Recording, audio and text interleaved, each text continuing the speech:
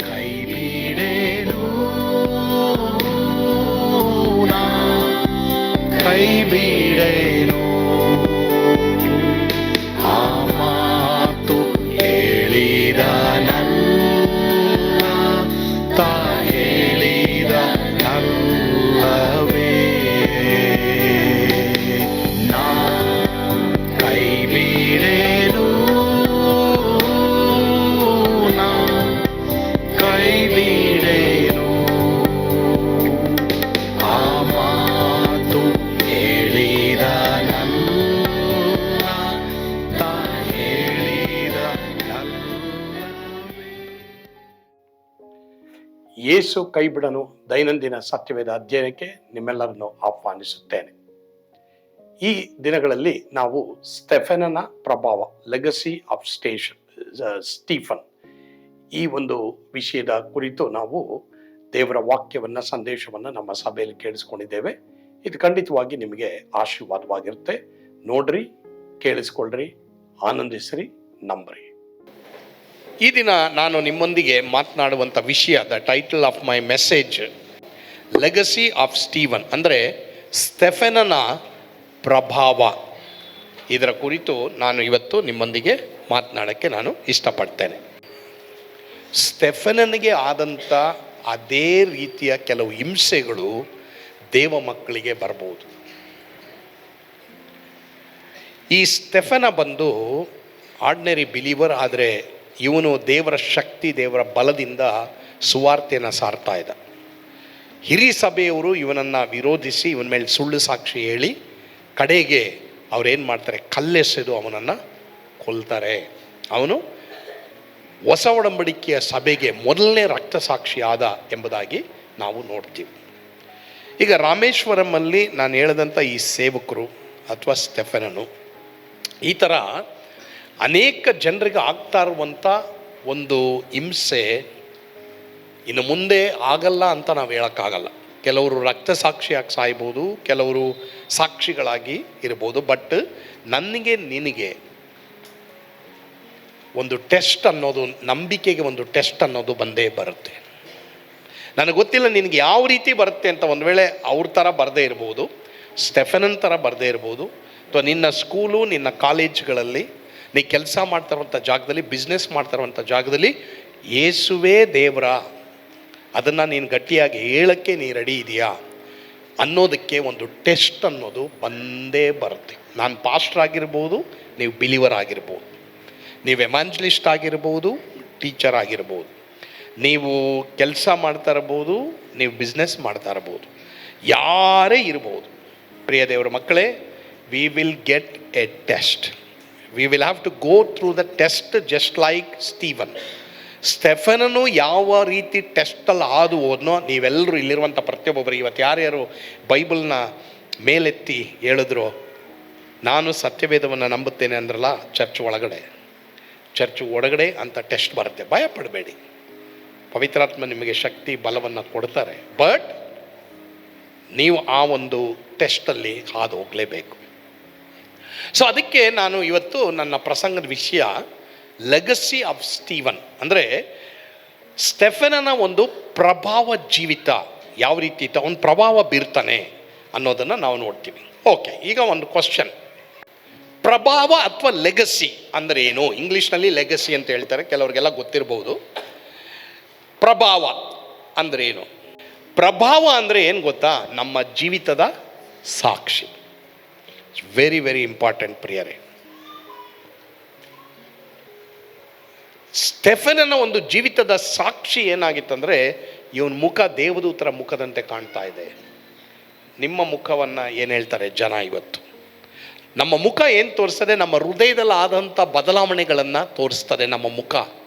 So ಹೀಗಾಗಿ ಪ್ರಿಯರೇ, what kind of legacy you are leaving behind? ನಿನ್ನ ನನ್ನ ಮಕ್ಕಳಿಗೆ, ನಿನ್ನ ನನ್ನ ಮೊಮ್ಮಕ್ಕಳಿಗೆ, ನಿನ್ನ ನನ್ನ ಕುಟುಂಬಕ್ಕೆ ಮಾತ್ರವಲ್ಲದೆ ನಿನ್ನ ನನ್ನ ಜನರಿಗೆ, ನಿನ್ನ ನನ್ನ ಸಭೆಗೆ, ಹೊರಗಡೆ ಜನರಿಗೆ, ಹಳ್ಳಿಗೆ ನೀನು ಎಂಥ ಸಾಕ್ಷಿಯನ್ನು ಬಿಟ್ಟು ಹೋಗ್ತಾ ಇದೆಯಾ? ಸ್ಟೆಫನನಿಗೆ ಕಲ್ಲೆಸೆದ್ರು. ಆವಾಗ ಎಲ್ಲರೂ ಏನು ಮಾಡಿದ್ರು ಅಂದರೆ, ಅವನ ಮುಖ ದೇವದೂತರ ಮುಖದಂತೆ ಪ್ರಕಾಶಿಸುವುದನ್ನು ನೋಡಿದ್ರು. ಇವತ್ತು ನಿಮ್ಮ ಮನೆಯಲ್ಲಿ ನಿಮ್ಮ ಬಗ್ಗೆ ಏನು ಹೇಳ್ತಾವ್ರೆ? Children, what your parents are telling about you. ನಿಮ್ಮ ಬಗ್ಗೆ ಏನು ಹೇಳ್ತಾವ್ರೆ? ಸ್ಟೆಫನನ ಬಗ್ಗೆ ಏನು ಹೇಳಿದ್ರು ಗೊತ್ತಾ? ಆತನ ಮುಖ ದೇವದೂತನ ಮುಖದಂತೆ ಪ್ರಕಾಶಿಸ್ತಾ ಇದೆ ಅಂತ ಹೇಳಿದ್ರು. ಸರಿ, ನಿಮ್ಮ ಬಗ್ಗೆ ಏನು ಹೇಳ್ತಾರೆ? ನನ್ನ ಬಗ್ಗೆ ಏನು ಹೇಳ್ತಾರೆ? This very important. ಅದೇ ಲೆಗಸಿ ಅಂತ ಹೇಳೋದು, ಅದೇ ಪ್ರಭಾವ. ಸೊ ಪ್ರಿಯ ದೇವರ ಮಕ್ಕಳೇ, ನಮ್ಮ ಜೀವಿತದಲ್ಲಿ ನಾವು ಈಗ ಏನು ಮಾಡ್ತಾ ಇದ್ದೀವಿ, ಇಟ್ಸ್ ವೆರಿ ಇಂಪಾರ್ಟೆಂಟ್. ಸಿ, ಪ್ರಭಾವ ಅನ್ನೋದು ಅನೇಕರಿಗೆ ಅವರ ತಂದೆ ತಾಯಿಗಳನ್ನು ಬಿಟ್ಟು ಹೋದಂಥ ಆಸ್ತಿ ಇರ್ಬೋದು, ಅಥವಾ ಯಾವುದಾದ್ರೂ ಒಂದು ಒಳ್ಳೆ ಕ್ರಿಯೆಯನ್ನು ಕೆಲವರು ಮಾಡಿರ್ಬೋದು. ನಾವು ಮತ್ತೊಬ್ಬರಿಗೆ ಆಸ್ತಿಯನ್ನು ಬಿಟ್ಟು ಹೋಗುವಂಥವರು ಆಗಿರಬಹುದು. ಏನಾದರೂ ಒಂದು ದೊಡ್ಡ ಸಾಧನೆಯೂ ಸಹ ನಾವು ಮಾಡಿರಬಹುದು. ಆದರೆ ನಿಜವಾದ ಲೆಗಸಿ, ಪ್ರಭಾವವು ನಮ್ಮ ಜೀವಿತದಲ್ಲಿ, ಈ ಲೋಕದಲ್ಲಿ ನಾನು ನೀನು ಈಗ ಯಾವ ರೀತಿ ಸಮಯವನ್ನು ಕಳೆದಿದ್ದೇವೆ ಮತ್ತು ಭವಿಷ್ಯಕ್ಕೆ, ಮುಂದಿನ ಸಂತತಿಗೆ, ಫಾರ್ ಅವರ್ ನೆಕ್ಸ್ಟ್ ಜನ್ರೇಷನ್ ನಾವು ಏನನ್ನು ಇಟ್ಟಿದ್ದೇವೆ, ಯಾವ ಸಾಕ್ಷಿಯನ್ನು ಅವರಿಗೆ ಬಿಟ್ಟು ಹೋಗಿದ್ದೇವೆ ಅನ್ನೋದೇ ಪ್ರಾಮುಖ್ಯ ಪ್ರಭಾವ. ಪ್ರಿಯ ದೇವರ ಮಕ್ಕಳೇ, ಈ ಸಂದೇಶದ ಮೂಲಕ ನೀವು ಆಶೀರ್ವದಿಸಲ್ಪಟ್ಟಿದ್ದೀರಿ ಎಂಬುದಾಗಿ ನಾನು ನಂಬ್ತೇನೆ. ಏನು ಪ್ರಭಾವವನ್ನು ನೀವು ನಿಮ್ಮ ಸಂತತಿಗೆ ಬಿಟ್ಟು ಹೋಗ್ತೀರಾ ಅನ್ನೋದು ನೀವು ತೀರ್ಮಾನ ಮಾಡಬೇಕಾಗಿದೆ. ಪ್ರಾರ್ಥಿಸೋಣವಾ? ಪರಮ ಪ್ರೀತಿಯುಳ್ಳ ತಂದೆ ಆದ ದೇವರೇ, ನಿಮಗೆ ಸ್ತೋತ್ರ. ಈ ಸಂದರ್ಭದಲ್ಲಿ ಸ್ಟೆಫನನ ಪ್ರಭಾವ, ಅವನ ಸಾಕ್ಷಿಯ ಕುರಿತು ನಾವು ಕಲಿತೆವು.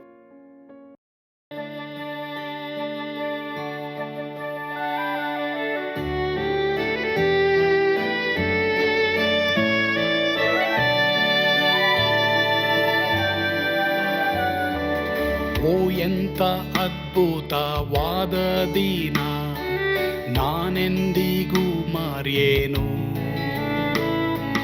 ಪಾಪಂಧಕಾರದೊಳ್ ಅಲೆದೇನ, ರಕ್ಷಕನ ಕಂಡೇನು. ಕೋಮಲ ಕರುಣೆಯುಳ್ಳ ಯೇಸು ಎನ್ ಕೊರತೆ ನೀಗಿದ. ಕತ್ತಲೆ ಹೋಯಿತು, ಜ್ಯೋತಿಯು ಮೂಡಿತು, ನಾನೀಗ ಧನ್ಯನಾದೆ. ಸ್ವರ್ಗದ ನಂದ ಎನ್ನಾತ್ಮ ತುಂಬಿತು, ಶಿಲುಬೆನಾಗ ಎನ್ ಸ್ವಸ್ಥ ಕೈದನು. ಎನ್ ಪಾಪ ತೋಳೆದ, ಈರುಳ ದಿನಕ್ಕೆ ತಿರುಗಿದ. ಸ್ವರ್ಗದ ನಂದ ಎನ್ನಾತ್ಮ ತುಂಬಿತು.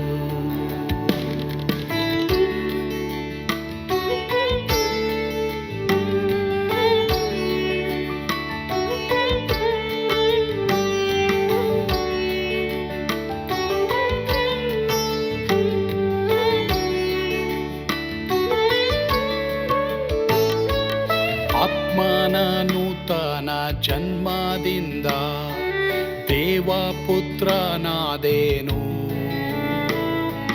ನೀತಿ ನಿರ್ಣಯವ ಹೊಂದಿದೇನು, ಭಾಗ್ಯವಂತನಾದೇನು. ಪಾಪಾತ್ಮನಾಗಿ ನಾ ಬಂದಾಗಲೇ ಆಶೀರ್ವಾದ ಸಿಕ್ಕಿತು. ಕೃಪೆಯ ಮೂಲವೇ ರಕ್ಷಣೆ ಹೊಂದಿದೆ, ಸುನಾಮ ಕೊಂಡಾಡುವೆ. ಸ್ವರ್ಗದ ನಂದ ಎನ್ನಾತ್ಮ ತುಂಬಿತು, ಶಿಲುಬೆನಾಗ ಎನ್ ಸ್ವಸ್ಥ ಕೈದನು. ಎನ್ ಪಾಪ ತೋಳೆದ, ಈರುಳ ದಿನಕ್ಕೆ ತಿರುಗಿದ. ಸ್ವರ್ಗದ ನಂದ ಎನ್ನಾತ್ಮ ತುಂಬಿತು.